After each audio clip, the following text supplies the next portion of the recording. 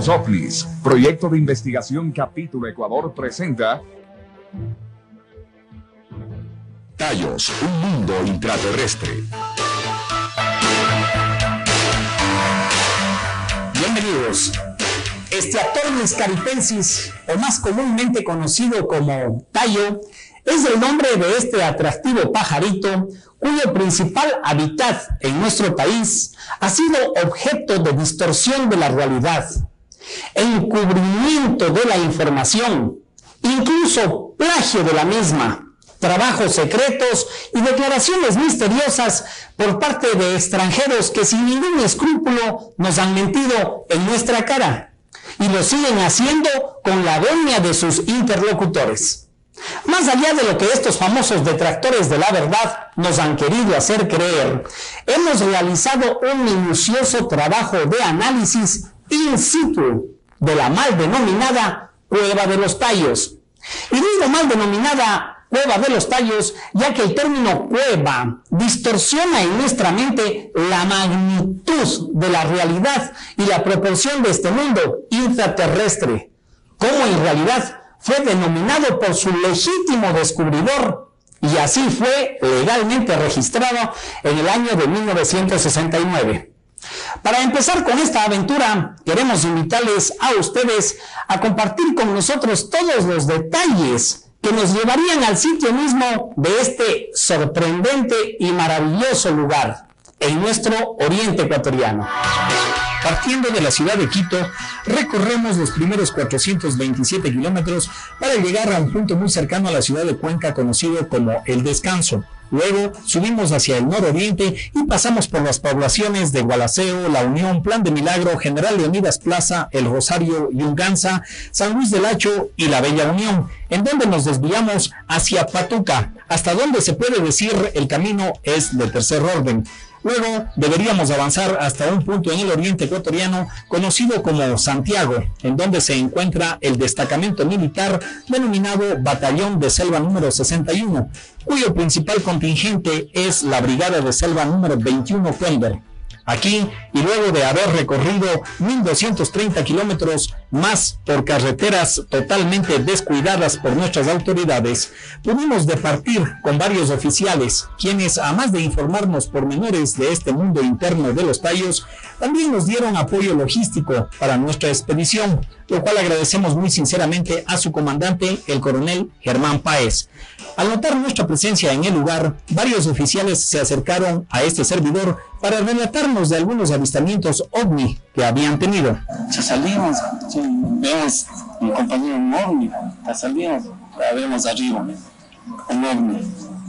Entonces en ese instante todo el mundo quería, me admiraba por esa cuestión, inclusive se levantaron los compañeros que ya estaban durmiendo y de pronto uno se alteró y le quería quitar el fusil al guardia para dispararlo. Vemos las formas, por lo general es un tipo rojizo y el movimiento, o sea se ve desplazamiento definitivamente. Vimos tres luces y tres luces que se desplazaron en diferentes sentidos y se quedaron permanentes en el sector.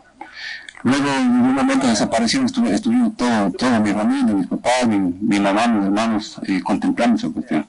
E incluso el mismo hijo del comandante de este batallón habría tenido su propio avistamiento. Entonces cuando regreso a ver para arriba vi una luz grandota, amarilla, que pasó rapidísimo, pero súper rápido, en una parte así se desapareció. Luego deberíamos dejar esta base militar y avanzar 2 horas más de camino hasta un punto conocido como Yuquianza, pero en su trayectoria compartimos con los habitantes nativos de una comuna shuar conocida como Huchapucos, en donde pudimos observar cómo la influencia de los mercaderes de la fe les habían cambiado la forma de pensar sobre el real origen de su cultura. E incluso ya en su vestimenta se notaba la influencia del colonizador mundo occidental. Mis padres habían sido adams, no conocían la religión, no conocían a lo mejor, no conocían que vivía yo, pero nada más. ¿Usted sabe, o si le ha dicho su padre o sus abuelitos, cuál es el origen de la cultura shuar? ¿Dónde se originan? ¿Dónde vienen? ¿De dónde vienen los primeros shuar? Ahora, esto fue totalmente que ellos tampoco nuestro pie, nuestros padres protectivos, si ellos mismos nos han rodado, ¿cómo nacerían en este mundo? Serían nacidos como un novatus en la selva. Así nació usted. Así he nacido, así en la selva, fui cobijado con ojos de bijao, o sea, envuelto por los ojitos secos.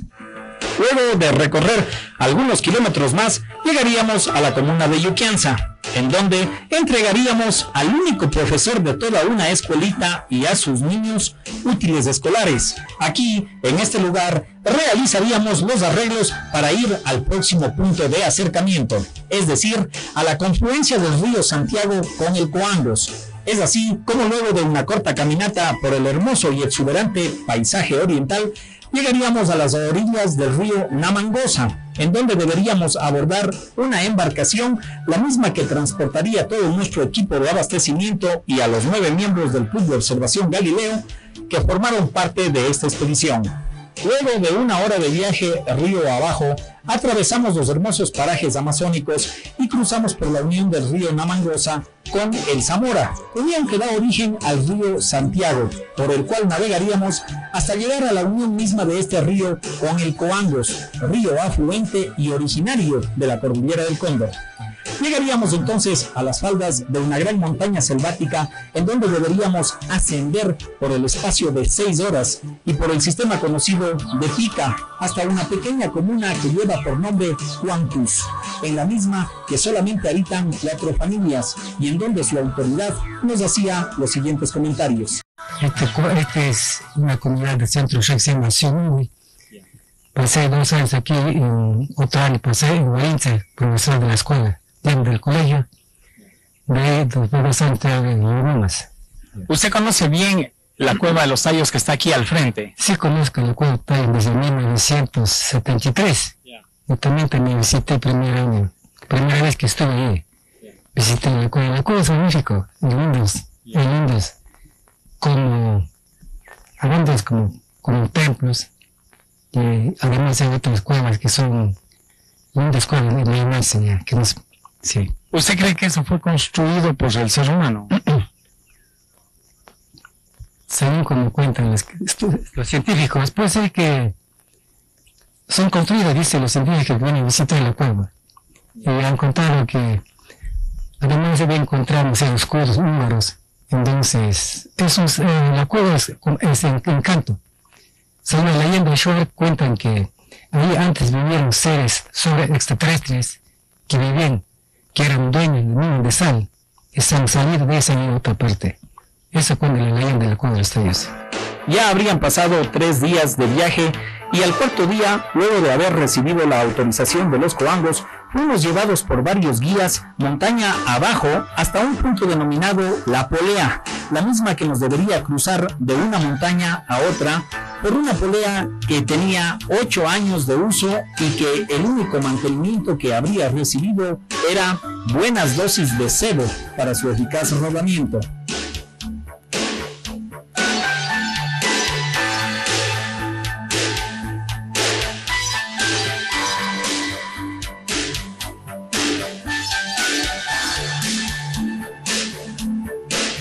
Luego de cruzar esta polea y de haber repuesto fuerzas con un relajante baño en el río Coangos, iniciamos un ascenso de 4 horas más hacia la casa más cercana a la entrada de este mundo interno de los Tallos, la casa de José San, yerno de este señor, cuyo nombre es Bamputzara y que para hoy cuenta con 75 años de edad, el mismo que ha sido testigo de todas las expediciones extranjeras que han ido al interior de los Tallos y de quien logramos captar los siguientes testimonios. ¿Cómo era su nombre? Antonio Bamputzara. Sí. Usted fue la primera persona que acompañó a Juan Morís a bajar en la Cueva de los Tallos. Sí. ¿En qué año fue esto? 69. ¿Cuántos días permanecieron ahí en la cueva? Un mes. Señora, ¿usted entiende lo que yo le pregunto? ¿Cómo es su nombre, por ejemplo? Ana María. Ana María. Masuk. ¿Usted sabe, señora, ¿Usted sabe cuál es el origen de la civilización Shuar? ¿Usted sabe, señora? No. Vivían allá en el centro, lo que llegaron ayer. Ahí vivían, sí, en Cuancos, en el centro. Y de ahí bajaron aquí. ¿Qué es otro centro, Cuancos también? No, solo ese es. Solo ese es Cuancos. Sí. ¿El centro al que vamos ahora qué es? Solamente es. No es centro, es ya. Dos personas viven, es solamente comuna. Cueva. Nada más, sí, comuna, sí. ¿Usted se ha entrado en la cueva? Sí, yo. ¿Y usted dentro de la cueva nunca ha visto pisadas, huellas de algunos seres? Sí, he visto. Encima hay otra parte que es ya. Hay que subir eso, pero encima es eso. Hay que subir con palo casi 20 metros de encima. De ahí sabe ver una pisada como una mano, así a pie, pero sin zapato, así de pie, grande, pero grande. Así, sí. De este porte. Una huella, pisado. De esta manera, y luego de 4 días de viaje, llegaríamos a nuestro objetivo principal, la entrada a este maravilloso mundo intraterrestre.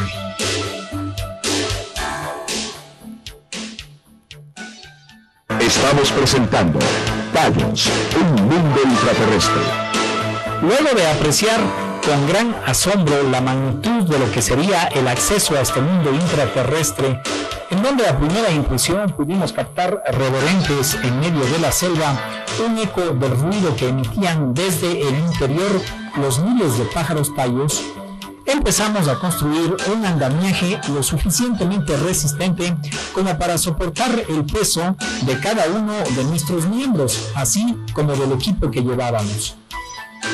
Una vez construido este andamio y tomadas todas las precauciones que para ese momento necesitábamos, empezamos el descenso hacia el interior de este mundo interno, del cual nadie ha podido explicar convincentemente cuándo ni cómo se levantó esta estremecedora construcción, que tiene en la mayoría de su estructura una profundidad de 140 metros, y que precisamente al inicio hemos descendido los primeros 64 metros.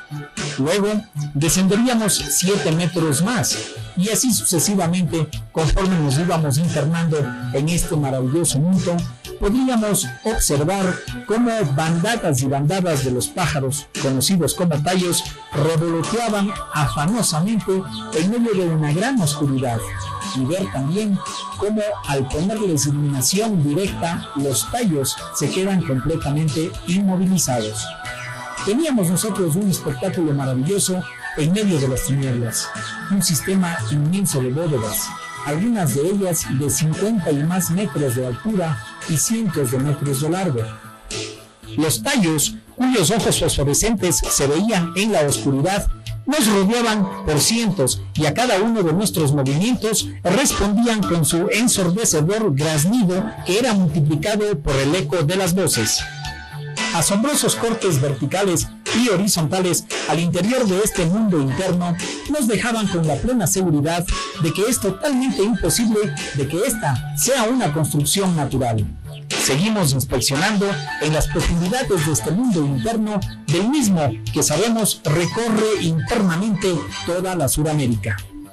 A nuestro paso podíamos observar pasadizos de cientos de metros de largo y un polimentado techo de granito que asombra por su uniformidad y nos van delimitando los espacios de gigantescas estructuras que nos hacen presagiar un alto conocimiento de ingeniería, como podemos observar, por ejemplo, en esta fotografía captada por la primera expedición de Juan Morís, su descubridor, y entregada a nosotros por el señor Gastón Fernández, en donde se puede observar un gigantesco dintel de piedra granítica perfectamente proporcional a 115 metros de profundidad, el mismo que constituye uno de los más asombrosos vestigios de presencia inteligente en este mundo subterráneo.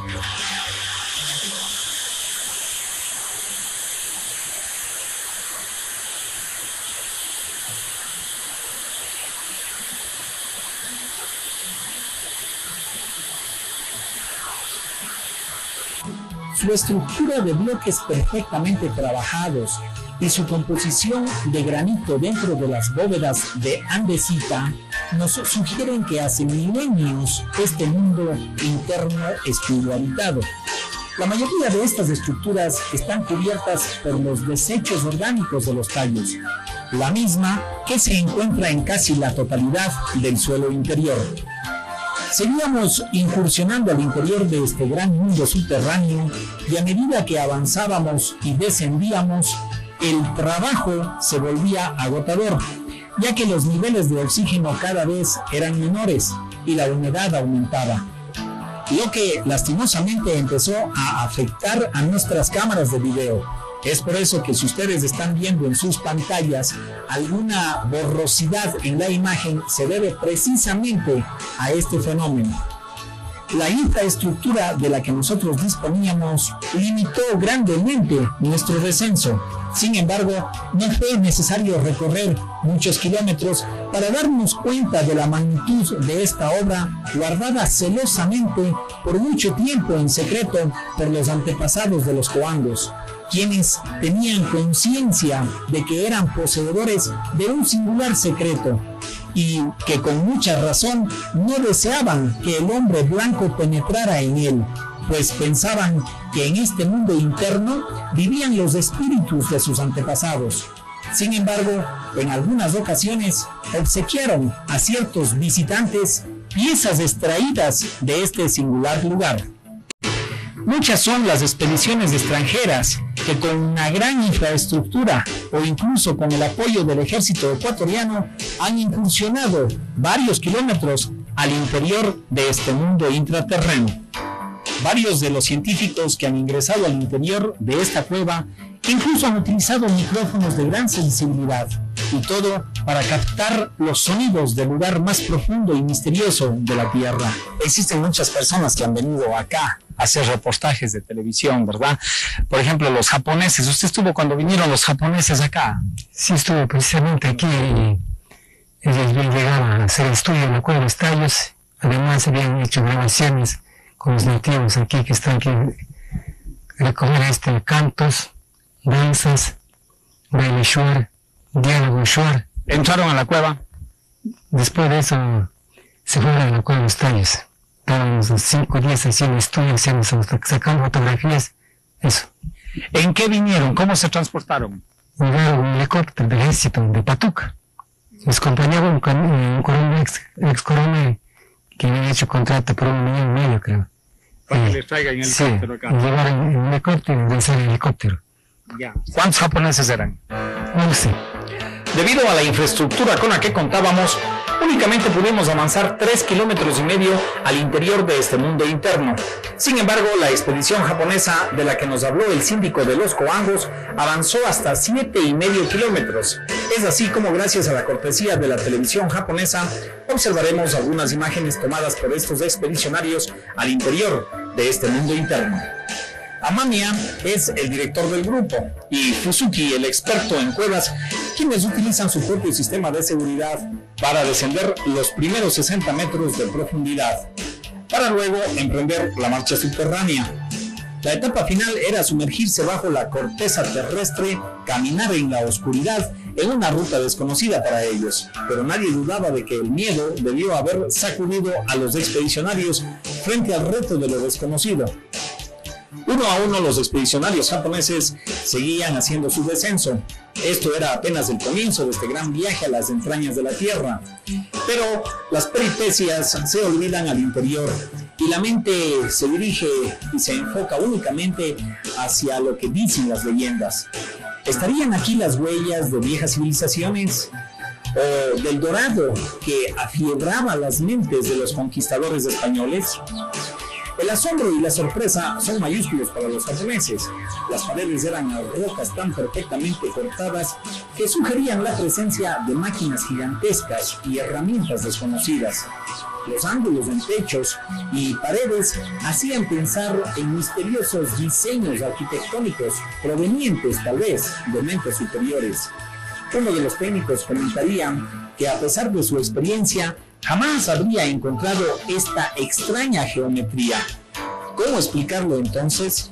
¿Puede acaso la erosión natural ser tan ingeniosa como para competir con el hombre en diseños tan avanzados? Enseguida vendrían otras sorpresas para estos expedicionarios japoneses, pues enormes arañas y zancudos se desplazaban por las paredes. Insectos tan grandes no son comunes y de pronto cuando pican hasta pueden causar la muerte. La naturaleza forja caprichosamente mutaciones inexplicables. Entre los planes de este grupo está el revisar todo túnel o corredor que se encuentren. El objetivo es el de lograr acampar en la sala más grande. Así, antes deben revisar el estrecho y largo túnel de la primera plataforma. Este conduce a una sala de aproximadamente 25 metros cuadrados. Le adornan estalactitas formadas seguramente por miles de años. Siguen apareciendo las formas impresionantes de un escultor misterioso, formadas quizás por el tiempo y los factores erosionadores del suelo. Sin embargo, cualquier lógica respuesta choca con la inevitable fantasía de la mente humana, traicionera e imaginativa. ¿Son las huellas de una civilización perdida en la noche de los tiempos? ¿Quizás misterioso refugio de visitantes del espacio? De repente, Alfredo, el guía, ha sufrido un accidente. Un desprendimiento de roca ha golpeado su pierna. Habría que detenerse momentáneamente. José, el shuar, ayudante de Alfredo, tendría que tomar la posta y adelantarse con el grupo. Alfredo seguiría después de recibir ayuda desde el exterior de la cueva. Son las pruebas de un oficio duro pero fascinante. Siendo un poco más de las 6 de la tarde, los pájaros payos iniciaban su acostumbrada salida en busca de alimento. Y ahora, el grupo japonés extremaría las precauciones en su largo descenso, pues el accidente de Alfredo advertía a todos los expedicionarios. La gran ayuda del mapa de una parte de este mundo interno permite una correcta ubicación del grupo al interior de la cueva, pues la radio ya no contacta con el exterior. El altímetro marca 98 metros bajo la superficie, pero hay que seguir descendiendo. Profundos pozos obligan al uso de escaleras de aluminio y acero, lo que nos demuestra que estos expedicionarios tuvieron una infraestructura bastante apropiada. Definitivamente los japoneses utilizaron un buen equipo para facilitarse las cosas. Unos metros más abajo están estos dinteles que probablemente es la imagen más distintiva de este mundo interno. La sola observación de estas enormes rocas sobrepuestas ha creado las leyendas sobre el origen y formación de las cuevas. Perplejo, el grupo no atina una explicación. Dinteles perfectos, todo es real, pero parece pertenecer a un mundo de ficción. Y en este mismo lugar, unos 2 metros sobre los dinteles, se localiza un túnel pequeño con un corte casi perfecto. Techos y paredes perfectamente lisas. Amerita la investigación. ¿A dónde conduce este túnel o corredor? Difícil ingresar, porque a cada paso se estrecha más. Es imposible no sentir la presión de las rocas sobre la espalda. De pronto, una roca impide avanzar más a los expedicionarios. Seguramente un aluvión provocó el taponazo y volteó la tierra y rocas sobre el piso. Pero está claro que esto debe haber sido un corredor más amplio, por el que deambulaban varios de estos seres intraterrestres que cohabitaron con nosotros en este planeta hace miles y miles de años. Los expedicionarios no pueden abandonar la idea de cuál sería este arquitecto misterioso mientras observan estas impresionantes paredes. Y a pocos metros de este lugar se encuentra la mayor concentración de pájaros payos. Cientos de aves revolotean aturdidas y asustadas por la luz de las linternas. Los payos, acostumbrados a la oscuridad absoluta, anidan en estos pequeños y grandes agujeros entre las rocas. El piso parece de arena, pero en realidad es excremento acumulado, en donde se reproducen fácilmente enormes cucarachas y otros insectos desconocidos. Las plantas aquí no son verdes por la falta de luz, y hasta hay ratones de pecho blanco, posiblemente únicos en el mundo. José no desperdició la oportunidad de llevar algunos pichones de pájaros tayos para su familia. Informó entonces que a lo largo del año, entre marzo y abril, miembros de las comunidades coangos ingresan al interior de la cueva para cazar entre 200 y 300 pájaros para alimentarse. Con la destreza característica de un shuar, José se trepa hacia los nidos para cazar a estos pájaros tayos, en donde se los puede observar que son aves de ojos rojos y cabeza de lechuza, pero tienen alguna contextura de águila y tienen unos grandes bigotes y hacen o emiten unos extraños y raros graznidos. Aquí están los tayos, un ave de la noche que se desplaza con gran facilidad en ambientes oscuros. José es diestro en caminar por aquellos extraños lugares, un tayo para admirarlo de cerca. En este sitio conocido como la Galería de los Tayos es posible constatar un desnivel gigantesco en donde se aprecian rocas de inmenso tamaño. Los shuaras llaman a este lugar el Valle de los Gigantes. El sitio debe tener una altura de entre 50 y 60 metros. Ante la secuencia de tantas sorpresas en este mítico lugar interno, pues se suma una gran inquietud, y es la siguiente pregunta: ¿hay algo escondido en el interior de este mundo interno? Tal vez tesoros, restos arqueológicos, reliquias históricas. A lo mejor la respuesta que nos da el guía, o que dio en ese tiempo el guía a los japoneses, tenga una explicación. Hace casi 20 años, cuando llegaron los grupos de Inglaterra, mis padres, yo cuando era bambra, me han contado cuando han sacado sus 7 cajas, secretamente, pero no se supo de qué era, que cuando llegaron esos grupos, creo que no han sacado todo. Puede ser que siga existiendo algunos tesoros en ese hueco. Una de las paradojas de la civilización tecnológica es la falta de un profundo y exacto conocimiento de la prehistoria humana. Una oscuridad espesa reina en torno al pasado, y en esta parte de la historia encontramos la presencia de un connotado investigador y conocedor sobre el origen de los pueblos americanos, el señor Juan Morís. Húngaro de nacimiento y nacionalizado argentino, quien en la década de los 60 profundizaba sobre las costumbres de los pueblos indígenas en el oriente ecuatoriano. Es así como logra obtener la confianza de los nativos hasta conseguir que estos le revelaran los secretos que guardaban alrededor de este mundo interno. En cuanto Morís vio lo que ahí había, comprendió que lo que había encontrado tenía una importancia capital para la historia de la humanidad, y tuvo miedo de que este valioso material fuera mal empleado. Por eso elevó inmediatamente una escritura pública notificando de este grandioso hallazgo al gobierno del Ecuador. En la Notaría Cuarta del Cantón Guayaquil, y con fecha 21 de julio de 1969, se encuentra la protocolización de la denuncia presentada por el señor Juan Morís, como lo pudimos certificar en una visita que realizamos a dicha notaría, en donde, gracias a las atenciones del doctor Bobadilla y su personal, logramos obtener una copia certificada de esta escritura, la misma que en su parte esencial reza lo siguiente: he descubierto en la región oriental, provincia de Morona, Santiago, dentro de los límites de la República del Ecuador, objetos preciosos de gran valor cultural e histórico para la humanidad, que consisten en láminas metálicas que, elaboradas por el hombre, contienen la relación histórica de toda una civilización perdida, de la cual el género humano no tiene memoria ni indicio todavía. Tales objetos se encuentran agrupados dentro de varias y distintas cuevas, siendo de diversas clases, cada una de ellas.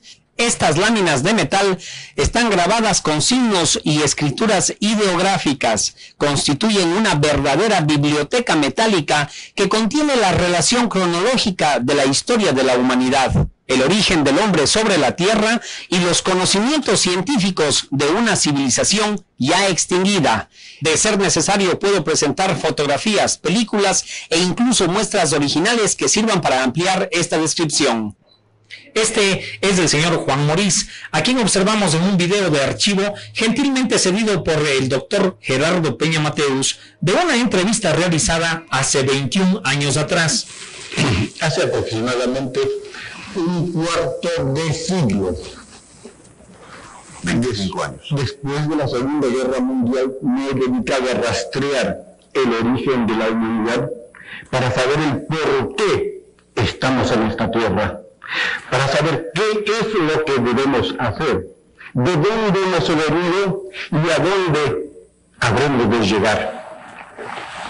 Y este es el doctor Gerardo Peña Mateus, patrocinador jurídico y apoderado del señor Juan Morís, quien tuvo a su cargo en ese entonces la forma jurídica de este gran descubrimiento. El señor Juan Morís, con fecha 24 de junio de 1969, denunció en el Ministerio de Finanzas la existencia de las cuevas y cavernas y la existencia dentro de ellas de objetos preciosos de gran valor cultural e histórico para la humanidad. Tengo aquí en mis manos un ejemplar de la escritura pública de protocolización en la notaría del doctor Gustavo Falconi Ledesma de la denuncia presentada con fecha 24 de junio de 1969 por el señor Juan Morís. Esta escritura fue protocolizada en la notaría del doctor Gustavo Falconi, cumpliendo con lo ordenado por el señor juez cuarto provincial del Guayas, con fecha 21 de julio de 1969. Es decir, que desde hace 7 años el señor Juan Morís había dado a conocer al país, a fin de que el Ecuador haga valer sus derechos, la existencia del mundo subterráneo y, dentro de él, objetos preciosos de gran valor cultural e histórico para la humanidad. Una vez protocolizada la escritura sobre este valioso descubrimiento, Morís organiza la primera expedición al interior de este mundo interno. Y uno de sus protagonistas fue el señor Gastón Fernández Borrero, a quien ubicamos en el 129 de la calle Monjas en la urbanización Urbesa, en la ciudad de Guayaquil. Aquí, el señor Fernández nos explicó en detalle esta aventura que tuvo lugar el 26 de julio de 1969, siendo este gerente de la Corporación Ecuatoriana de Turismo, CETURIS, como se llamaba en aquella época. Visitó la Cueva de los Tallos acompañado por doña Lilian Icaza Pérez, una distinguida dama guayaquileña, el doctor Gerardo Peña Mateus, el doctor Mario Polit, el policía de turismo Carlos Guerrero, el arquitecto José Rojas, el señor Hernán Fernández, el señor Orlando Criollo como fotógrafo oficial de esta expedición y el señor Juan Morís, quien tenía a su cargo la dirección de la misma. El nombre de esta expedición habría sido bautizado como Taltosoc Barlanja, Morís 1969.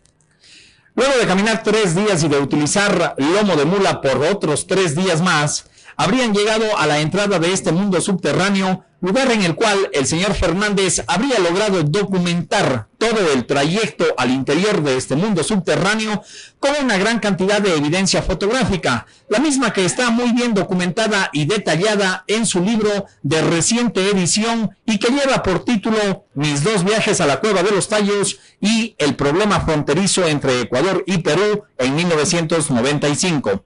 En esta obra podemos apreciar las primeras imágenes fotográficas tomadas del interior de esta mal llamada Cueva de los Tallos, así como, por ejemplo, una panorámica de lo que es la entrada a este mundo subterráneo y los preparativos del andamio para su descenso.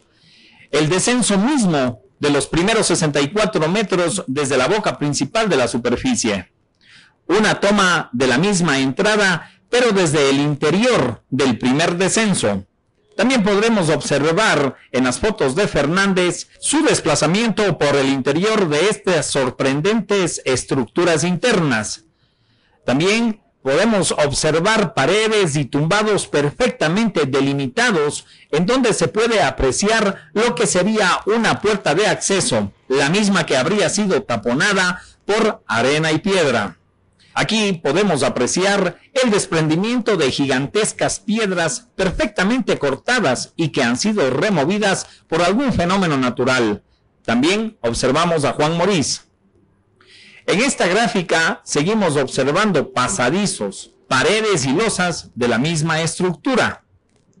La estructura al interior de estas fabulosas edificaciones seguía deslumbrando a sus visitantes. También las diferentes especies de vida que se encuentran al interior de este mundo subterráneo estaban presentes para ser captadas por el lente de esta cámara. Aquí, observando en detalle la anatomía de este pájaro nativo del lugar y que, como ya lo indicamos anteriormente, su nombre científico es Esteatornis caripensis. Esta galería de piedra se encuentra a 2 kilómetros de distancia y a una profundidad de 97 metros bajo la superficie. Estas gigantescas piedras nunca se desprendieron desde algún techo o tumbado, ni de las paredes por donde transitaron los expedicionarios. Aquí, un receso para hacer una evaluación de lo que significaba esta excursión. En esta imagen, el señor Fernández nos pide que observemos sus botas, las mismas que se encuentran embarradas de petróleo, lo que llevaría a los expedicionarios a una obvia deducción. Aquí observamos estalactitas y estalagmitas que forman el centro de una gran sala hipóstila. Los desniveles eran franqueados por una escalera de madera construida por los propios nativos.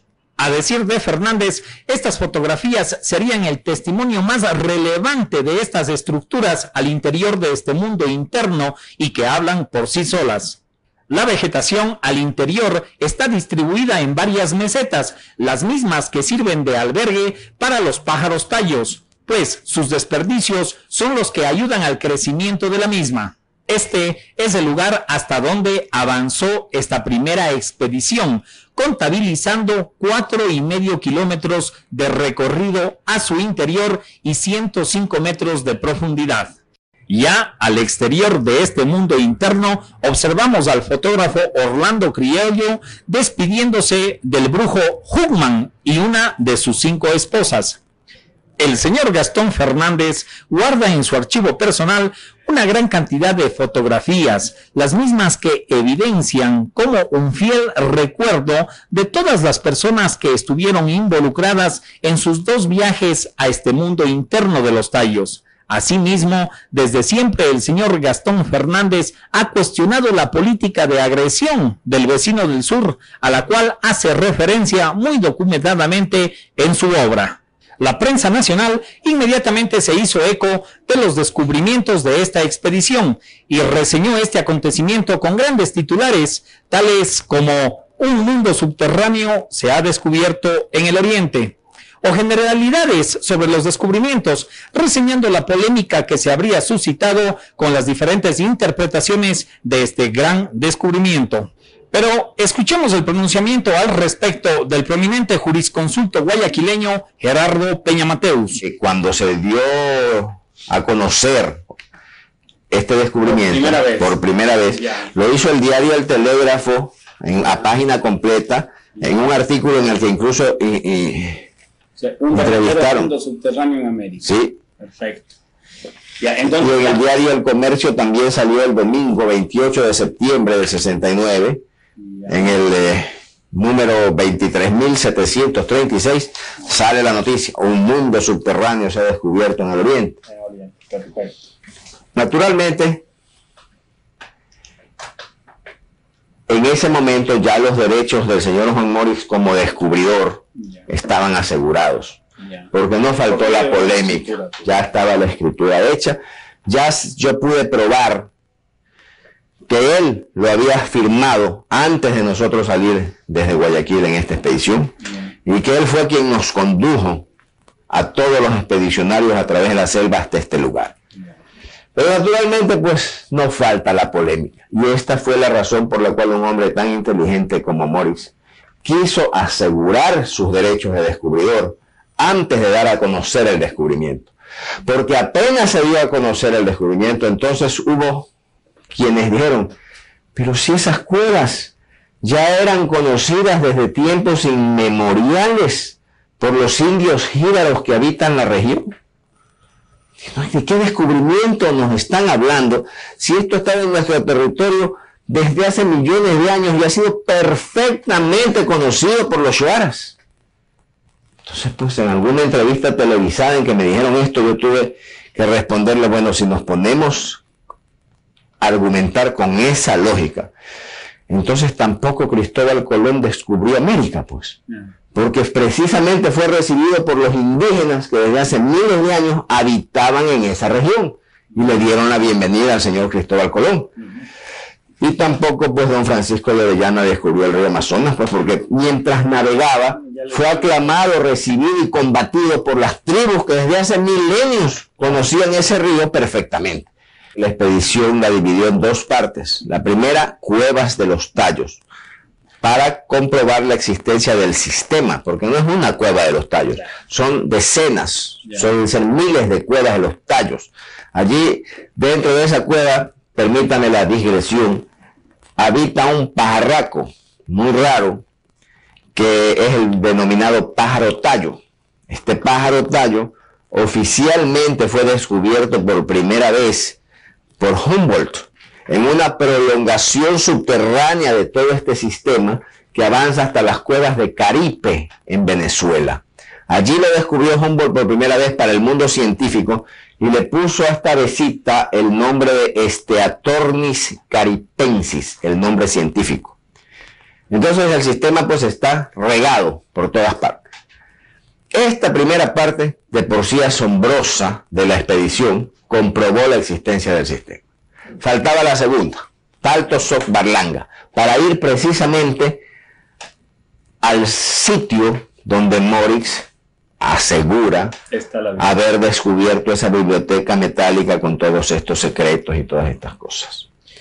Esta segunda parte requería naturalmente el apoyo oficial del gobierno, no solamente de nuestro gobierno, sino que Morix pretendía que los gobiernos de Argentina, de Chile, de Perú, de Colombia, de Brasil, en general de toda la América del Sur, enviaran sus delegaciones oficiales para dar a conocer oficialmente su descubrimiento y tener las garantías de la pureza de la operación y de que no se tocaría absolutamente ningún objeto, porque allí donde brilla el oro, brilla la codicia. Estamos presentando Tallos, un mundo intraterrestre. La noticia del hallazgo de Morix y sus expedicionarios pronto dio la vuelta al mundo, y a su paso por Alemania despertó el interés de un escritor muy hábil con el manejo de la información. Nos referimos a Erich von Däniken, un suizo hotelero que para entonces contaba con 37 años de edad y 2 obras a su haber: Recuerdos del futuro y Retorno a las estrellas, en la que se plantea la tesis de que el Homo sapiens de la Tierra fue el producto de un maridaje con seres provenientes del cosmos. Inmediatamente von Däniken hizo maletas y apareció en la ciudad de Guayaquil para contactarse con Morix. En el 10º piso del Hotel Atahualpa, el día 4 de marzo de 1972, al mismo que logró convencerlo con una historia de financiamiento para su proyecto de investigación al interior de este mundo subterráneo. Y luego de recoger todo el material que generosamente Juan Morix y su equipo de investigación le entregó, escribe esta obra, El oro de los dioses, la misma que, a más de ser plagiada, se convirtió en un bestseller, ya que se vendieron 25 millones de copias en todo el mundo y traducida a 12 idiomas. Pero lo cierto es que von Däniken nunca estuvo en la denominada Cueva de los Tallos. Hace 2 años atrás logramos entrevistar a Erich von Däniken a su paso por Ecuador, entrevista en la que se mostró muy esquivo cuando se trataba de profundizar en el tema de este mundo interno de los tallos. Y es que von Däniken cometió varios errores capitales al escribir este libro, los mismos que a continuación los vamos a analizar en detalle. Todas las fotografías que inserta von Däniken en su libro fueron entregadas por el señor Gastón Fernández a petición de Juan Morís, quien confiaba en todos los ofrecimientos que habría hecho a su descubridor Erich von Däniken, cosa que nunca se cumplió. Por lo que Fernández se siente estafado y ofendido, ya que este señor primero afirma en su libro que estas fotos él mismo las tomó, lo cual es totalmente falso. Además, se habrían vendido 25 millones de copias en varios idiomas, como lo reseña Juan Morís en su entrevista de archivo. El señor von Däniken escribió el año 1973 un libro que ha sido uno de los grandes bestsellers de la historia de la literatura de todos los tiempos, El oro de los dioses. Aquí tenemos en la versión española, aquí en la versión inglesa, aquí en la versión alemana. Se ha traducido el libro a 29 idiomas y se han tirado 25 millones de ejemplares. Creo que von Däniken ha ganado 5 millones de dólares. Bien, yo desearía que usted nos explique en qué consistió la polémica de von Däniken y usted, que fue registrada en el pasado por la revista alemana también de gran tiraje, Stern. Aquí la tenemos. La revista Stern, revista de gran tiraje, publicita La cueva de los tallos. Y el libro de von Däniken, El oro de los dioses, donde se habla del señor Moritz, del padre Crespi y de los tesoros maravillosos que encierra el mundo subterráneo. ¿Cuál es la razón de la pugna? ¿Por qué pelea usted con von Däniken cuando se publica este libro? Porque yo he buscado ayuda oficial. Quienes están con la verdad, quienes me han conocido a través de 12 años y saben que he golpeado las puertas una tras otras oficiales para ver si podemos en el Ecuador organizar una expedición seria con todas las garantías pertinentes del caso. Deben recordar que he recorrido todos los ministerios, he golpeado todas las puertas. He pedido ayuda para revelarle al Ecuador, a América y a la humanidad el grandioso pasado que tiene el hombre.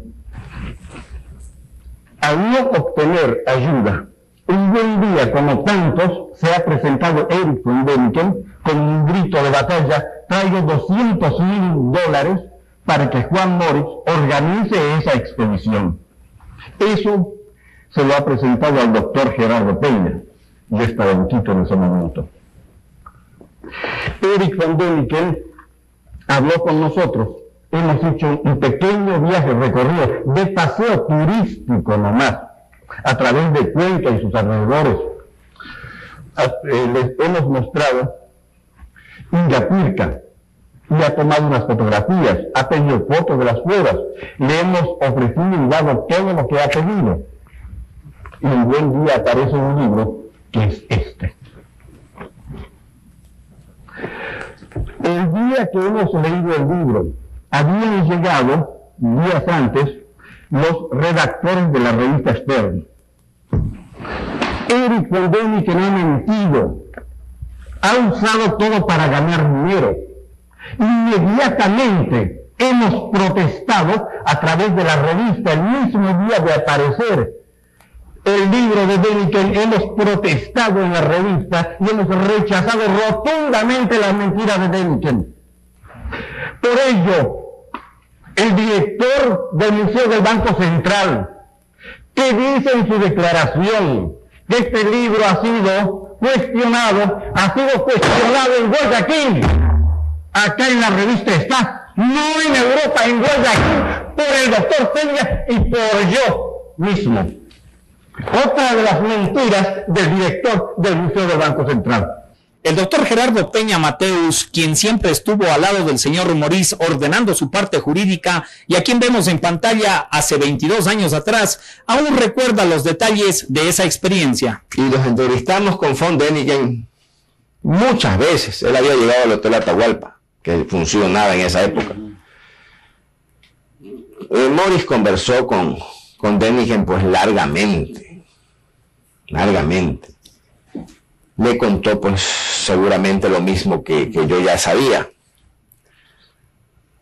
Le exhibió pues fotografías tomadas en la expedición. Esto ya pues había corrido ya algunos años de la expedición. 2 años. Por lo menos.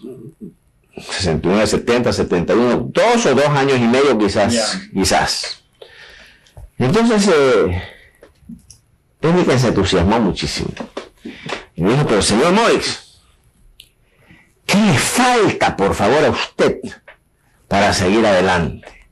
¿Por qué no ha hecho la segunda parte de la expedición? ¿Cómo va a privar usted a la humanidad de un descubrimiento tan interesante que usted afirma haber efectuado? Y Morix, muy sincero, pues le dijo, mire, dinero, porque sin dinero no se pueden hacer estas cosas. Que le dice, vea señor Morix, yo le puedo conseguir el dinero.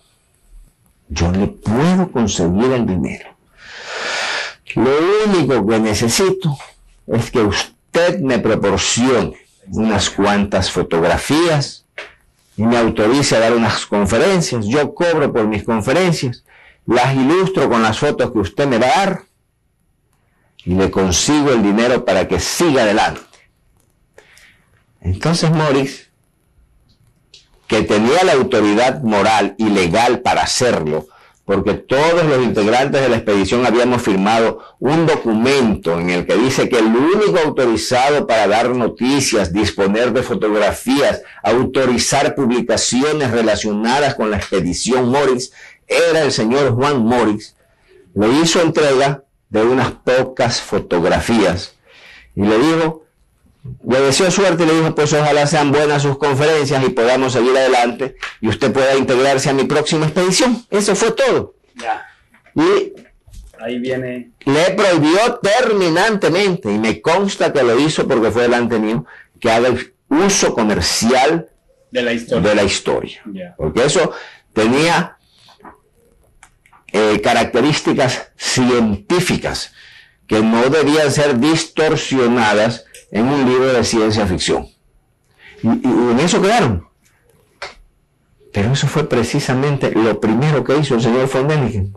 Apenas regresó a Suiza con la fotografía, esta es la mía, claro. Escribió un libro del que vendió 11 millones de ejemplares, contrariando las expresas prohibiciones de Morix. Y el oro de los dioses. Claro, por una parte dio a conocer el descubrimiento, es verdad, pero por otra parte le causó también un grave daño porque lo mixtificó con pasajes de ciencia ficción y estas cosas. La historia es realmente auténtica, pero en la forma en que Däniken la trató, pues causó la indignación de Juan Morix, que incluso pensamos en hacerle una demanda en Suiza. Llegué hasta contratar a un abogado, hice un viaje yo a Suiza y me entrevisté con el señor Peter Herert. Pero nuevamente nos estrellamos con la barrera económica, pues porque en Suiza no es como en el Ecuador, que la justicia es gratuita, que uno puede acudir al juez, incluso armar quién sabe cuántos disparates sin que tengan la razón. No. Däniken publica pues la historia que le acabo de mencionar, que de por sí es interesantísima. Yeah. Naturalmente empieza a vender como pan caliente pues ejemplares de su historia. Y en las páginas del libro publica las fotografías referentes a este hallazgo. Yeah. Y lo que es peor, y esa es la parte que más le molestó a Morix y también a mí, que él en el libro dice haber estado con nosotros en la expedición esta, ¿no? Y en prueba de que ha estado con nosotros publica en la contratapa una fotografía de él con el señor Juan Morix. Los únicos que estuvieron en la expedición Morix de 69 son las personas mencionadas en el recuadro oficial de la expedición.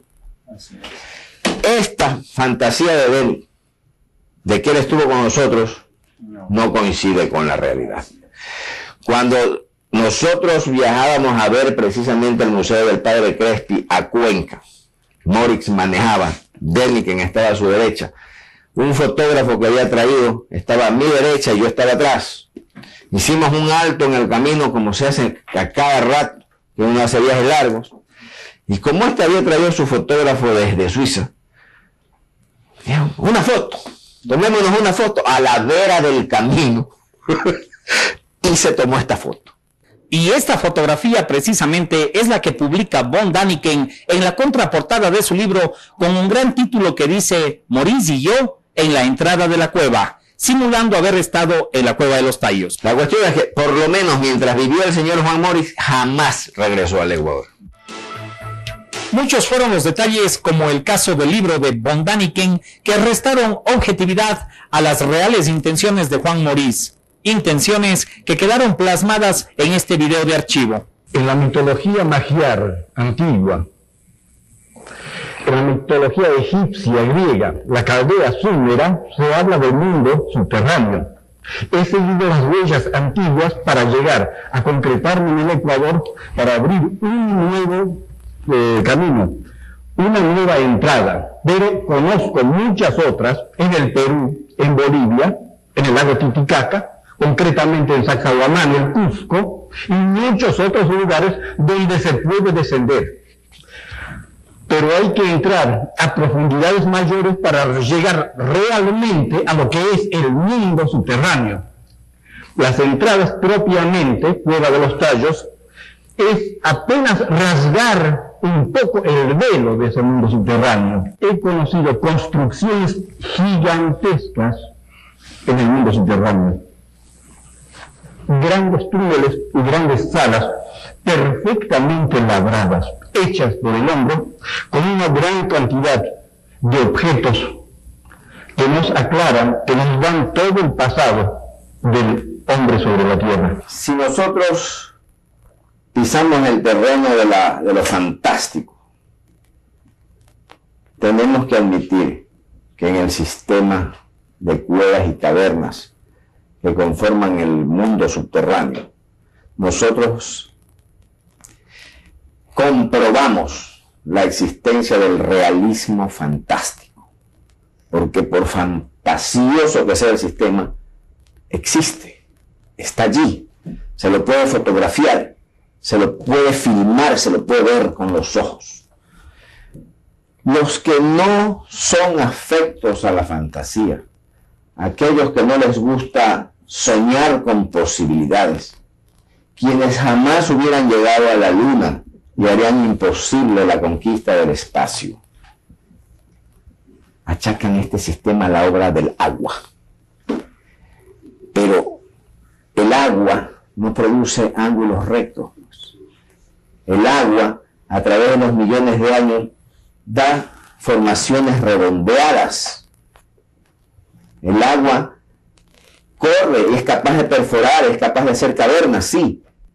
Pero las cuevas del Drac, por ejemplo, en España, con todo el sistema que tienen, no se parecen en nada a las cuevas de los Tallos. Las unas son hechas por el agua. Las otras tienen ángulos rectos, cielos rasos, paredes perpendiculares, piedras megalíticas, gigantescas, perfectamente cortadas, enormes, más grandes que toda esta habitación, y que parecen cortadas como si fuera queso por un instrumento desconocido. Muchas de ellas se quedaron sin ser colocadas en su lugar. El cielo es absolutamente liso, salvo en determinados lugares donde quizás por efectos de un terremoto, de una catástrofe de alguna especie se ha derrumbado. Y entonces ha empezado a surgir una estalactita y una estalagmita. Entonces nosotros estamos en capacidad de conocer con certeza cuál es el tiempo que ha transcurrido desde que se cayó el techo en ese sitio. Y llega pues a millones de años, porque son restos pues que pasan de 2-3 metros de altura, tanto las estalagmitas como las estalactitas. Y ya se sabe científicamente cuál es el tiempo que necesita la gota de agua para convertirse en piedra y empezar a crecer. Entonces nosotros podemos saber con certeza los millones de años que han transcurrido desde que el techo se derrumbó, pero jamás seremos capaces ni siquiera de adivinar cuántos millones más transcurrieron hasta que se cayó el techo. ¿Ve usted? Entonces, yo personalmente creo que el sistema pudiera haber sido originalmente obra de la naturaleza, pero que ha sido indiscutiblemente acondicionado por el hombre. Porque no se explica de otra manera. Los cortes perfectos, los ángulos rectos, las piedras pulidas, el acabado. Juan Moritz invita a Erich von Däniken a visitar la ciudad de Cuenca, en donde le presentaría a un buen amigo y también investigador y muy conocedor de las culturas orientales. Me refiero al padre Carlos Crespi Crossi, quien para entonces mantenía un completo museo con varios miles de íconos y piezas arqueológicas adquiridas a lo largo de toda su vida de investigador. Museo en el cual reposarían, a decir de von Däniken, láminas de un extraño metal grabadas en bajo relieve, las mismas que formarían parte de una gran biblioteca metálica que reposaría al interior de este mundo intraterrestre. Es así como logra que el padre Crespi pose frente a sus cámaras con algunos de estos objetos para simular la autenticidad de estos reportajes. El 24 de mayo de 1891 nace en la provincia de Legnano, en Milán, Italia, Carlos Crespi Crossi, quien, ordenado como misionero salesiano, llega a la ciudad de Cuenca, Ecuador, en el año de 1927, en donde desarrolla un amplio servicio dado a su vocación misionera, y con los conocimientos que tenía en filosofía, ciencias naturales, ya que obtuvo un doctorado en la Universidad de Padua, también doctorado en música, y dado su carácter fogoso y entusiasta y con un profundo conocimiento de arqueología, realizó varios documentales en el oriente ecuatoriano, en donde recogió valiosas colecciones botánicas, zoológicas, étnicas y arqueológicas, lo que le permitió armar un museo muy nutrido y valorado por la sociedad azuaya, en el cual coleccionó y defendió nuestro patrimonio arqueológico e histórico. Finalmente, el 30 de abril de 1982, muere víctima de un paro cardíaco cuando le faltaba un mes para cumplir los 90 años de edad. La comunidad azuaya lo venera como el Santo de María Auxiliadora, lugar en el cual, además de existir un monumento a su memoria, se ha bautizado también una calle con su nombre.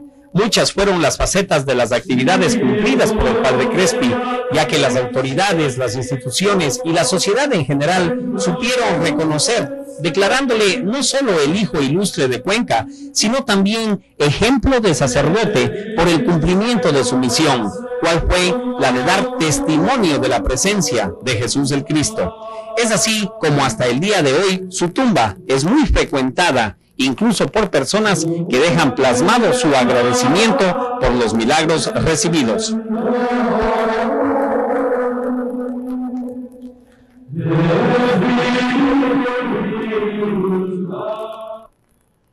Von Däniken en su libro afirma que Crespi es poseedor de parte de la biblioteca metálica que les habría entregado los indios coangos en mérito a su labor en el área. Cuando llegamos a lo que fue el Museo del Padre Crespi en Cuenca, encontramos únicamente los restos de esta edificación como fieles testigos de que aquí fue un museo arqueológico. Esto es todo lo que quedaba como testimonio de esta gran colección.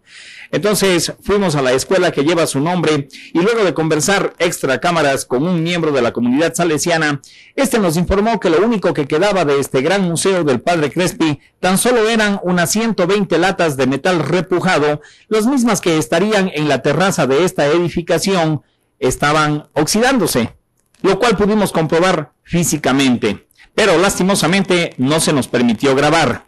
Luego nos informaríamos de que la gran parte de las piezas arqueológicas fueron adquiridas por el Museo del Banco Central de Cuenca, hasta donde nos dirigimos para conseguir alguna información, en donde fuimos gentilmente atendidos por su director, el doctor Andrés Abad, y tuvimos la grata oportunidad de conversar también con el doctor René Cardoso, quien habría estado directamente involucrado en la adquisición de estas piezas arqueológicas, el mismo que nos comenta lo siguiente. En 1979 el banco comienza a interesarse por adquirir la famosa colección del Museo del Padre Crespi. Es así como conforma una comisión a que haga la clasificación de esa colección, el inventario de esa colección y la correspondiente valoración de todos esos objetos que tenía el Padre Crespi en su legendario museo y queridísimo por todos los cuencanos.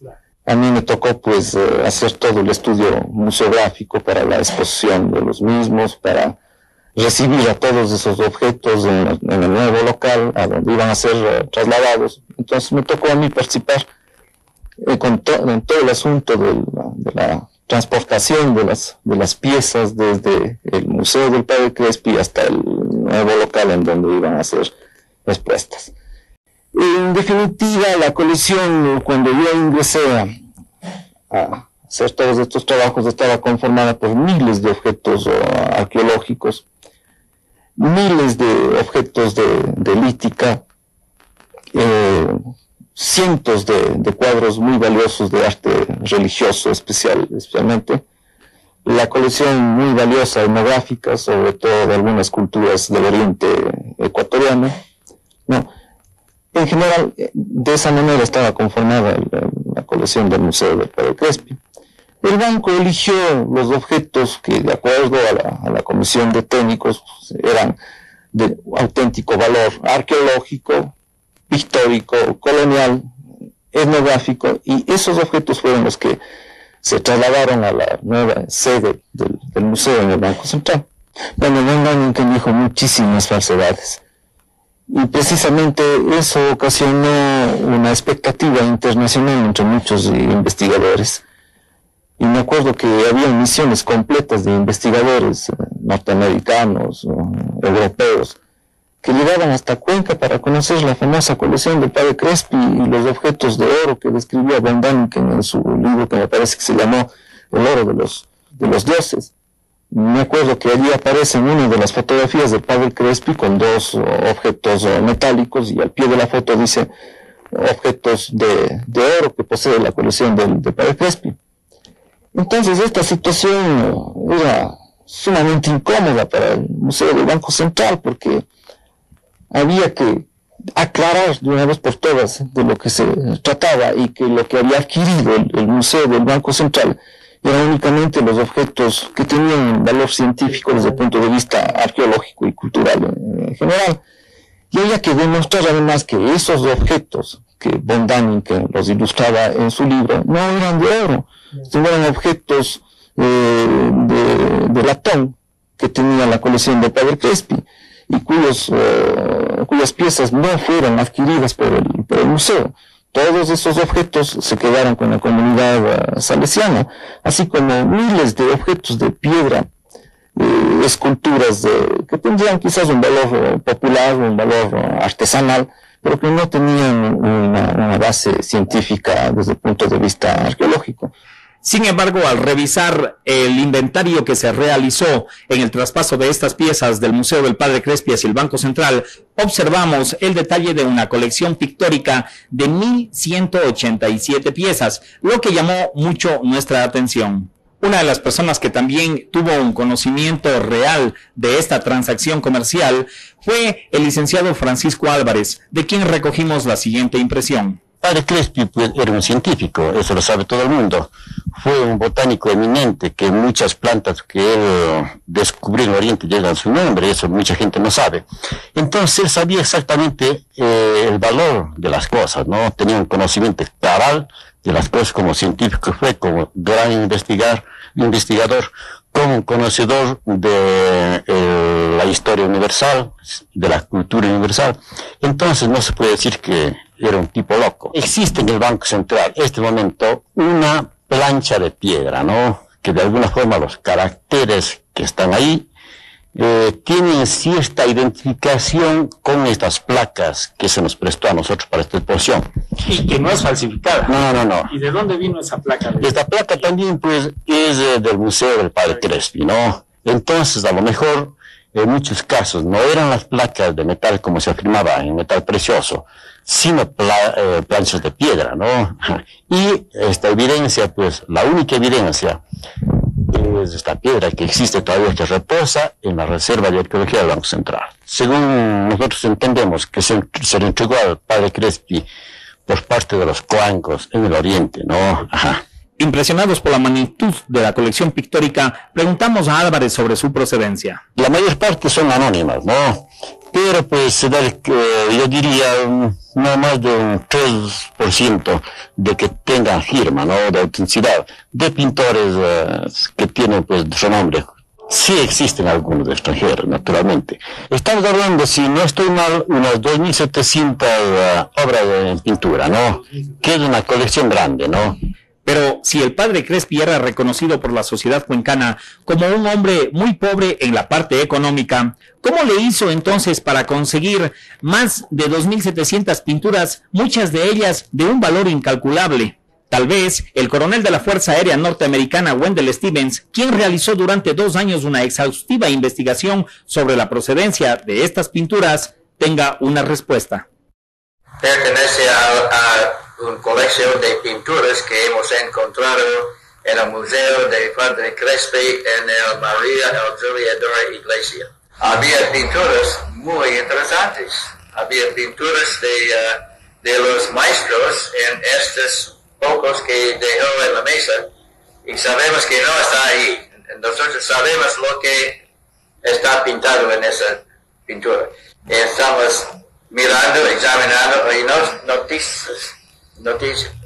noticed atrás sellos y marcas y brands y números que indican que algunos de estas pinturas en la mesa venían de Europa. Había uno que dice propiedad del Museo Grand Montrouge y otro con sello de otro museo, otro con marcas quemado en la madera diciendo otro museo. De Francia, de Italia, de varios lugares en ese grupo en la mesa. Y adentro he visto en el flash, he visto bancos, estancias llenos de pinturas, como libros en una biblioteca. Cada atrás, muchos. Cuando había de Rafael, de Tiziano, de pinturas... Miguel Ángel, tal vez. ¿Quién? Miguel Ángel. Había un Miguel Ángel. Miguel Ángel también. ¿De dónde podían conseguir tantas pinturas aquí en Ecuador? Porque estas parecen a pinturas que estaban robadas de Europa por los nazis durante la guerra. Estaban de los países que... Los nazis robaron en Europa y las trajeron para acá. ¿Cuál habría sido el sistema que llegaron estas pinturas acá? Yo voy a venir a esto, pero a ese momento solamente sabemos que había pinturas de Europa, de los maestros en la bodega de Crespi. El libro de Ron Daniken causó un revuelo a nivel mundial dentro de los investigadores. Estaba entonces Ecuador en el centro de las miradas del mundo. Tenía la paternidad de un hallazgo sin parangón en la historia de los pueblos de este continente. Y es aquí donde aparece un misterioso personaje de nombre Stanley Hall, quien inmediatamente entabla comunicación con Juan Morís y todo su equipo de investigación, ya que menciona estar interesado en desarrollar una expedición científica al interior de este mundo subterráneo, y desde luego para esto contaría con el apoyo de un nutrido cuerpo de científicos escoceses que mostraban un sano interés en la investigación de este lugar. Esto se inicia con una primera comunicación que yo recibo por el correo, que con letras bien grandotas en mayúsculas la encabezan referencia: ayuda para Juan Morix. Y entonces, sobre esa base de que se trataba de una ayuda a Juan Morix, para el señor Juan Morix, para que el señor Morix organice la segunda parte de su expedición, Yo sostengo una larga correspondencia con el señor Stanley Hall. La primera carta que yo recibo del señor Stanley Hall, de fecha 25 de febrero del 74, y de las referencias a un encuentro que se realizó el 4 de marzo del 74 con el Departamento de Geografía de la Universidad de Glasgow, etc., con el objetivo de explorar las formas de ayudar a Juan Morix en sus necesidades en relación con los túneles del Ecuador. Eso me lo dice a mí. Mientras tanto, también lo recalca en letras mayúsculas en la carta que le escribe el general coronel Pender, Assistance for Juan Morix. A esta primera correspondencia le seguiría una secuencia más de correspondencias en las que se iría dando forma a la idea del señor Stanley Hall de organizar una expedición que fuera al interior del mundo subterráneo de los tallos en conjunto con científicos británicos, el señor Juan Morix y las personas que él designe. El señor Hall nos mandaba una serie de referencias interesantísimas. Nos decía que iban a venir los Gurkhas del Nepal, como en efecto vinieron los Gurkhas. Nos mencionaba que iba a venir el astronauta Neil Armstrong, que estaba sumamente interesado en conocer las entrañas de la Tierra, puesto que había conocido la superficie lunar. Decía que la reina de Inglaterra estaba pendiente de los resultados de esta expedición y que la iba a padrinar pues el príncipe de Gales. Todas las cosas maravillosas con el objetivo de entusiasmarnos a todos. Y naturalmente todos nos entusiasmamos, pues. ¿Qué más queríamos que con el auspicio del gobierno británico se organice la segunda parte de la expedición y poder llegar hasta el punto donde Morix sostenía que existía la biblioteca metálica? Era una oportunidad única. Entonces, yo le seguí la correspondencia a Hall, vino Hall a Guayaquil, se entrevistó conmigo muchas veces, organizamos le dimos a conocer cómo habíamos organizado la expedición a fin de que ellos puedan organizarla perfectamente la suya. Pero naturalmente el señor Juan Morix, que era el descubridor, pues él era inflexible desde el punto de vista de que el jefe de la expedición iba a ser él. Claro. Porque allí surgió pues la primera discrepancia. Cuando los ingleses se dieron cuenta de que se habían encontrado con un caballero de un carácter inflexible, de una personalidad absorbente y de un conocimiento extraordinario desde el punto de vista arqueológico, esotérico, lingüístico, cultural, no pudieron doblegar a Morix, porque lo querían llevar como guía. A Juan Morix. A Juan Morix, al descubridor de la cueva de los tallos y del mundo subterráneo, después de haber sostenido que todo se organizaba para auxiliar a Juan Morix, el rato de la verdad lo quisieron llevar como guía. Y Morix se indignó y dijo que de ninguna manera iría en esas condiciones, porque lo aceptaban que era el jefe único y absoluto de la expedición y que los Gurkhas del Nepal estarían a sus órdenes y que el señor Armstrong estaría a sus órdenes y que la expedición inglesa estaría a sus órdenes, o no iría, porque si lo necesitaban a él para conocer lo que él había descubierto, no lo iba a poner a los pies de su majestad británica como guía. Ya me escribe aquí el señor Stanley Hall con fecha 30 de septiembre del 75, en que me dice: apreciado doctor Peña, espero que usted y el señor Morix estén bien. La única manera práctica de incorporar las condiciones del señor Morix es tener dos expediciones paralelas, ambas recibiendo el apoyo logístico del ejército inglés en igualdad de condiciones. Entonces, expedición número 1, líder Juan Morix, y le ponen una serie de objetivos. Claro. Expedición número 2, líder el señor Christopher Brown, con todo el ejército inglés atrás, con los Gurkhas, con todos los equipos, con todos los sabios que vinieron. Yo le pregunto a usted, una vez que estemos en la selva, ¿Qué iba a pasar con el liderazgo del señor Juan Morris y de los que estuviéramos con él? Naturalmente, en esas condiciones, Morris no aceptó. Luego, pues, se arregló posible.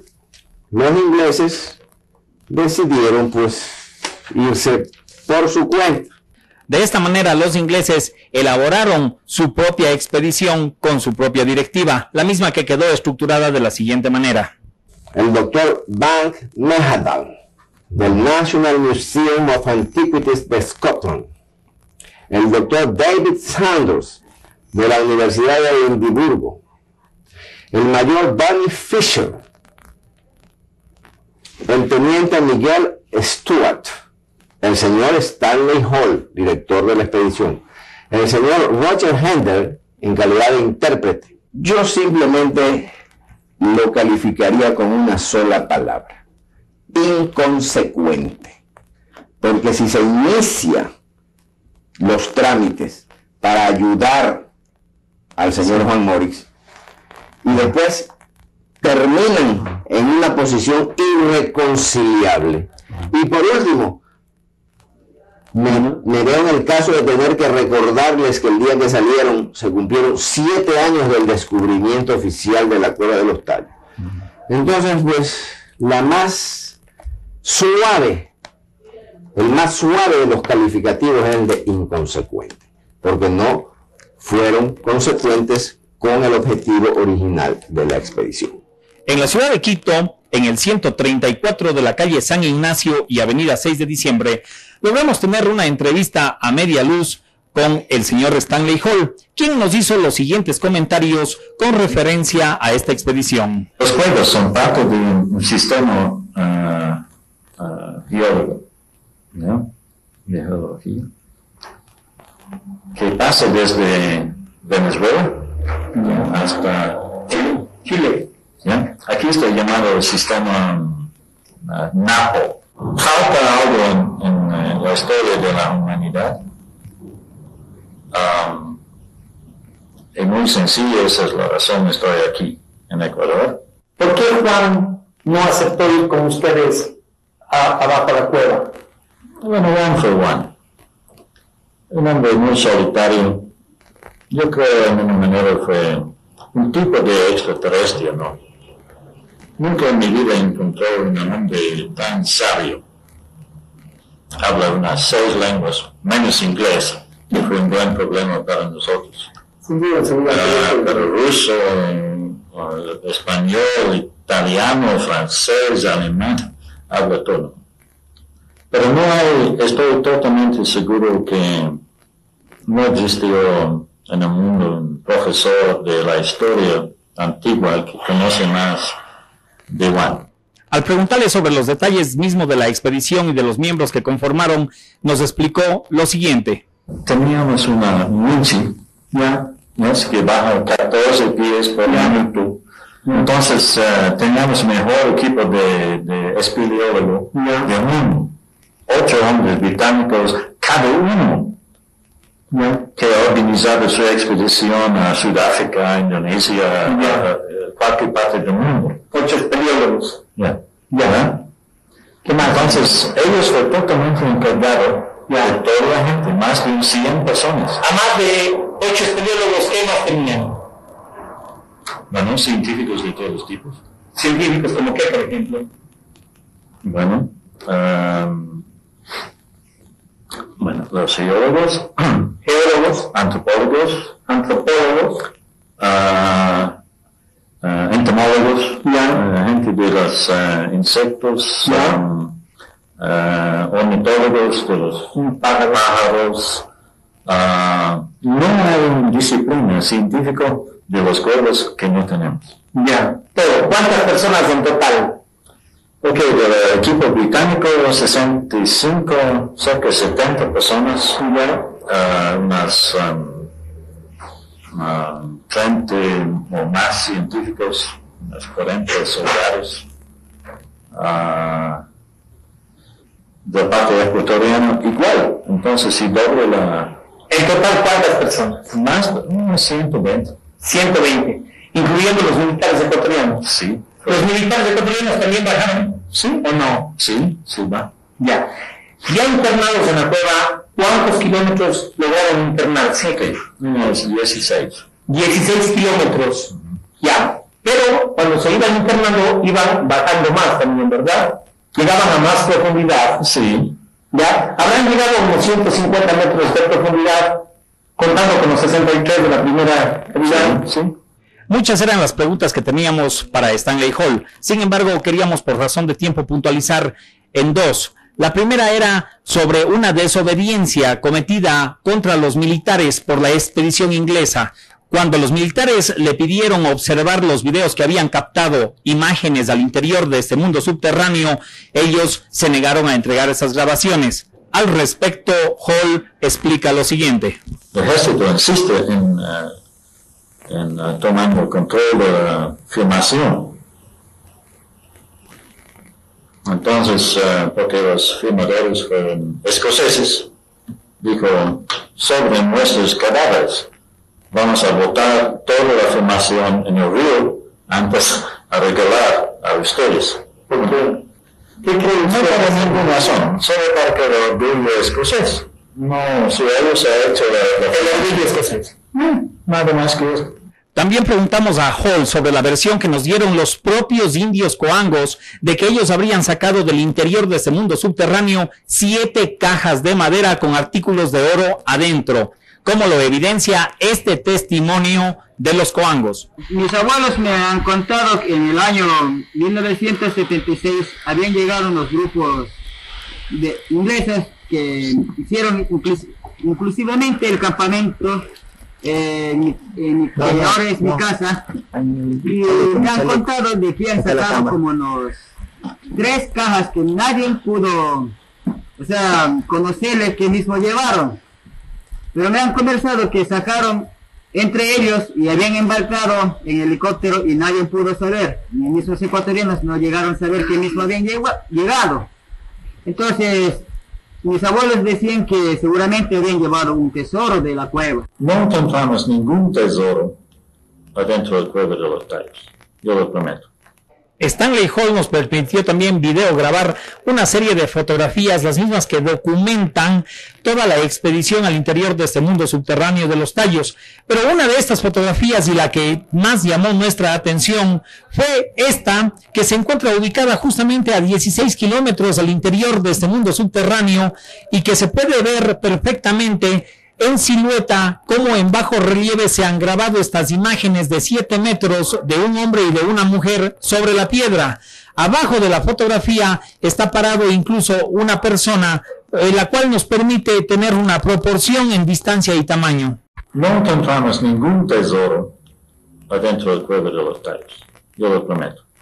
Stanley Hall nos permitió también videograbar una serie de fotografías, las mismas que documentan toda la expedición al interior de este mundo subterráneo de los tallos. Pero una de estas fotografías, y la que más llamó nuestra atención, fue esta, que se encuentra ubicada justamente a 16 kilómetros al interior de este mundo subterráneo y que se puede ver perfectamente en silueta cómo en bajo relieve se han grabado estas imágenes de 7 metros de un hombre y de una mujer sobre la piedra. Abajo de la fotografía está parado incluso una persona, la cual nos permite tener una proporción en distancia y tamaño. Luego de realizada la expedición al mundo interno de los tallos, no se hicieron esperar los comentarios de sus expedicionarios. Sin embargo, el señor Hall, quien vino a nuestro país por 30 días como jefe de la expedición inglesa, ha permanecido por 21 años en nuestro país y dentro de este periodo ha realizado innumerables viajes a Escocia sin que se conozca de sus actividades, pues ha declarado a las autoridades de migración ser dependiente económico de su esposa. En esta entrevista nos indicó que se encontraba trabajando en un proyecto en el área, el mismo que lleva por nombre Tayo Wa, y que a decir de los propios nativos nunca se han enterado. ¿Sabe usted algo de un proyecto Tayo Wa? No he conocido. Nada. Nada de eso, absolutamente nada. ¿Usted sabe algo del proyecto Tayo Wa? No sé nada. ¿Sabe usted algo de un proyecto Tayo Wa? No, desconozco. Nosotros estamos esperando que vengan los ingleses, que nos vengan a explicar qué significa el Tayo Wa. Como esta expedición escocesa nunca iba a aceptar que sea Juan Morís el natural guía de esta expedición al interior del mundo interno de los Tayos, pues estos caballeros decidieron buscar un grupo de ecuatorianos que a manera de cortina de humo logre solventar la compañía a este lugar. Es así como encuentran a un sano y claro científico, el padre Pedro Porras Garcés, ambateño, célebre arqueólogo y muy conocedor de todas nuestras culturas alrededor de este país, quien comanda un grupo de ecuatorianos para ir acompañando a los ingleses. El padre Porras, al interior de esta cueva, logra realizar un excepcional descubrimiento. Aquí los detalles. En el Museo Arqueológico de la Pontificia Universidad Católica del Ecuador, en la ciudad de Quito, encontramos al licenciado Patricio Moncayo, quien fue un fiel discípulo del padre Porras y lo acompañó en su descenso a este mundo interno. Gracias al padre Porras yo pude conocer la cueva de los Tayos. Siempre la motivación básica que el padre Porras nos daba a sus discípulos era el de investigar la Amazonía ecuatoriana. El padre Porras fue un gran investigador durante 30 años de toda la Amazonía, el pionero, el único que hasta su muerte en 1990 fue el que se dedicó a trabajar en todo lo que es la Amazonía. Y claro, al ser discípulos de él, nosotros le acompañábamos siempre, motivados por la investigación. Los objetos que estamos viendo acá son sacados del interior de esta cueva. Son sacados del interior de la cueva de los Tayos, tanto la cerámica como la concha Spondylus, el mulio de intercambio que se tenía interregional, costa, sierra, Amazonía. Esto fue encontrado por el padre Porras y también por sus discípulos. Entre ellos estaba Pablo Celi, estaba Pepe Echeverría, estaba Luis Morales, estaba Manuel Guerra. Ellos fueron los que estuvieron en esto. Los que bajaron fueron Padre Porras, Pablo Celi, Luis Morales, Manuel Guerra, los que bajaron. Los demás estuvieron en la parte superior sin haber estado con la misión inglesa. Al preguntarle sobre el trato que recibieron de los ingleses, esta fue su respuesta. No es que fuimos maltratados, ni fuimos separados, sino que se nos limitó. Esto que acabé de decir, o sea, no todos entramos, sino solamente un grupo determinado, se ponían límites, tantos pueden entrar, tantos pueden hacer esto, tantos lo otro, o sea, fue un límite muy grande la investigación. ¿Por qué? Porque estaban investigadores de todas las áreas, investigadores de todas las ramas, pero una misión de investigación completa, que puedo decirle muy grande, la de los ingleses. Había mucha gente también que trabajaba acá, que estaba en la cuestión de las boyas, que estaba en la cuestión del helicóptero, del helipuerto, de montar carpa, de la cocina, o sea, gente bastantísimo, estoy de acuerdo en eso, pero de los que trabajaban, a mí lo que me interesa es gente que trabajaba. A mí me dio más bien miedo el bajar, la profundidad, ya sabíamos, y claro, no teníamos lo que se pudo observar con los ingleses. Eso sí era una expedición completa. Cuando bajamos, Padre Porras nos indicó, justamente ahí estaba como un pequeño altar, una gran piedra lámina, una gran lámina, una estela también nos indicó el padre que había estado ahí, una estela. Había estado, exactamente, paradito una estela. ¿Y qué pasó con él? Claro, ahí al ladito además. Pero continuó estando ahí. Continuó estando ahí, continuó. Una estela es una piedra triangular. ¿Una estalactita? No, era una piedra triangular, como un monolito colocado ahí. Entonces, que eso fue diferente a las otras. Esta estela estaba estas piedras. Eso, al quitar las piedras, exactamente aparece esto. Era una ofrenda a la cueva. Claro está, por eso digo, nosotros ya como estudiosos de la arqueología, más bien creemos que igual siempre estará unido a la presencia de un hombre allí. Fue un gran individuo, un cacique, un gran señor, el cual comerciaba el cual tenía la concha Spondylus. Y claro, al enterrarlo, lo colocaron con sus pertenencias, con esta concha muy preciada para esa época. Es con el padre hasta donde se pudo, más o menos unos 1 kilómetro, 1,5 kilómetros, se pudo recorrer. Y claro está, hay que decirlo, ya fue imposible de seguir caminando, porque lo escabroso, la cuestión básica, la ausencia de un equipo. Sí, exactamente, fue para nosotros quedarnos ahí, nada más. A más del testimonio del licenciado Patricio Moncayo, también pudimos observar una gran cantidad de objetos de las diferentes culturas ecuatorianas, especialmente del periodo formativo. El trabajo de investigación sobre este tema nos ha llevado a recopilar más de 40 horas en video. Sin embargo, es totalmente imposible por factor tiempo poder resumir todo esto en un solo especial. Por el momento a los coangos lo que más les interesa es seguir utilizando estas aves que habitan al interior de este mundo interno para su alimentación. Rico es, mantecoso y sabor. ¿En qué es? ¿En sopa o en arroz? En sopa cualquiera, en arroz y asadito también. Asadito. ¿Qué es más sabroso? Asado. Asado es más sabroso. ¿Nunca se ha hecho daño? No. Ya.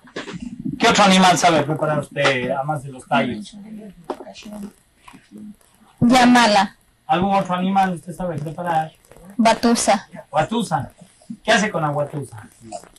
Se hace caldo.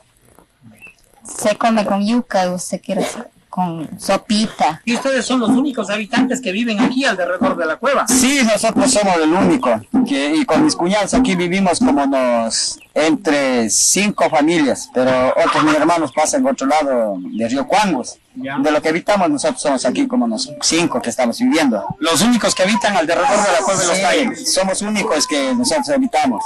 Lo más cercano de la cueva que habitamos somos yo y mi cuñado, el Tibira. Eso somos los que habitamos más cerca. Quisiera, o sea, como no supimos bien, quisiera que nos vengan a ellos mismos que nos explique qué llevaron en la caja cerrada. Entonces queremos saber eso. Los ingleses. No sabemos inclusive nada que llevaron. Por respeto, ustedes merecen una explicación.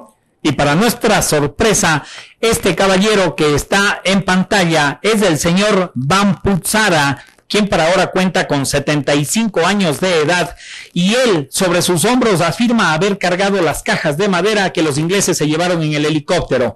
Él no sabe hablar español, pero para los que gustan de la investigación, aquí les da su mensaje en Shuar.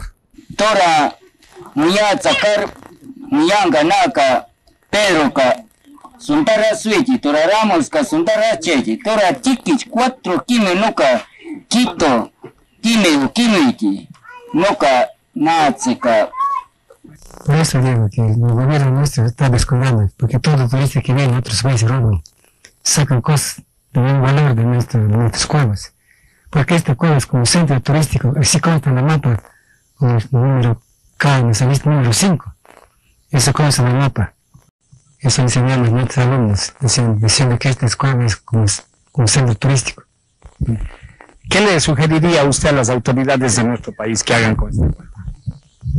Yo le sugiero en nombre de esta jurisdicción, como viceprefederación de este sector, que nuestro gobierno que saca una vía carrozable para poder tener más visitas de señores turistas, que sería un incremento para nuestro país, un gran para nuestro país, y al mismo tiempo la comunidad de ese sector sacaría sus productos, por lo que no es vías de vía carrozable, de camino de herradura, puentes colantes, no se puede sacar ningún producto de este lugar. Los moradores de aquí solo arriesgando la vida, a veces sacan ganado, a veces sacan el camión motor, que no es tan seguro. Antes de eso aquí hay 8 vidas muertas, 100 muriendo de eso. Por eso necesitaremos que nuestro gobierno hagan puentes colantes. Con eso este sector estaría servido, y al mismo tiempo serviría para todos los turistas que vienen a visitar esta cueva de ustedes. ¿Hay un centro de salud, algo, cuando se enferman sus hijos? ¿Cómo le hacen ustedes? Aquí no hay nada de eso, aquí se puede morir como ratón. Claro que hay un promotor, ahí tenemos un enfermero, pero pasa allá en la sede de la asociación, es Franklin Puma. Lejos. Sí, lejos, 8 horas de aquí a Valencia. Entonces aquí los centros... O sea, el primer centro de salud que ustedes tienen de aquí es a 8 horas. Sí, 8 horas, sí. 8 horas caminando. Caminando 8 horas.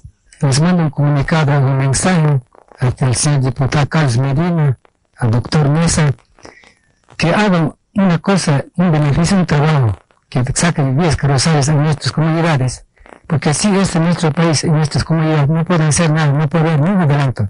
Por eso quiero que no se olviden ustedes, los que están en el Congreso, que no se olviden los comunidades rurales que estamos en las fronteras, haciendo patria, defendiendo nuestro suelo ecuatoriano, porque pasa en el Parlamento Nacional, solo pasa discutiendo sin hacer ningún provecho, pasan quemando el tiempo y muchas veces. A veces un gobierno quiere hacer buenas cosas por la comunidad centro-rural, ustedes lo mandan sacando. A veces se roban la plata, así. Yo digo francamente, como entiendo, como profesor que he visto, todo centro, en toda tierra a veces viven para robar y para hacerse dinero. Se enriquecen ilícitamente. Que gasten la plata en estas obras que necesitan para el país. Por eso en las comunidades, nosotros somos más servidos. No tenemos casa de salud, escuela, casa de comunidad, sí, casa parroquial, todo eso. Entonces sería indispensable que haga alguna ayuda para nuestras comunidades. ¿Qué hubiera pasado con objetos reales de oro de tan valioso valor cultural? Gigantescos, en una torre enorme, diseminados? Probablemente hubiera sucedido como en las películas de aventura en que nadie sale vivo. Por eso eran las medidas que tomaba don Juan Moritz y las exigencias de que fueran sus condiciones aceptadas. Pero las condiciones de Moritz sonaron tan fantásticas como las condiciones de Colón cuando pretendía que le firmen capitulaciones para ir a descubrir un mundo desconocido. Y a pesar del esfuerzo que se hizo para lograr cumplirlas, no hubo manera de que se lleguen a concretar. Y sin que se concreten esas condiciones, Moritz no dio ni un solo paso más adelante. Y nos hemos quedado todos con la incógnita de dónde estarán realmente esos objetos dentro de este gigantesco sistema, que eso es como buscar una aguja en un pajar. Yo tengo la seguridad que Moritz decía la verdad, y estoy convencido de que ese lugar existe. He conocido construcciones gigantescas en el mundo subterráneo. Grandes túneles y grandes salas perfectamente labradas, hechas por el hombre, con una gran cantidad de objetos que nos aclaran, que nos dan todo el pasado del hombre sobre la tierra. Tan ocupados se encuentran los hombres en la guerra, el trabajo, el dinero, la política, que incluso han perdido su capacidad de asombro ante los grandes descubrimientos. Eso es inconcebible. Cuando, como en este caso, se trata de un descubrimiento que podría revelar aspectos insospechados sobre el propio origen de la humanidad y cambiar de forma absoluta los conceptos de la historia que hasta el momento hemos tenido. Si bien estamos muy interesados en este tema, no contamos con los medios ni el personal adecuado para realizar esta investigación. No obstante, hemos recibido ya el apoyo y el ofrecimiento o la propuesta de científicos mexicanos que están interesados en realizar con nosotros un trabajo netamente científico alrededor de este maravilloso mundo interno.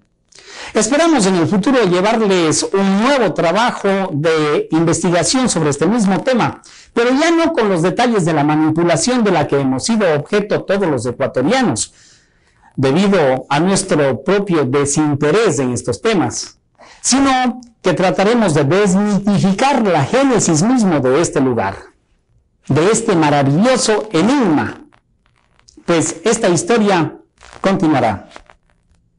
Soy Jaime Rodríguez, su servidor. Un abrazo, hasta siempre.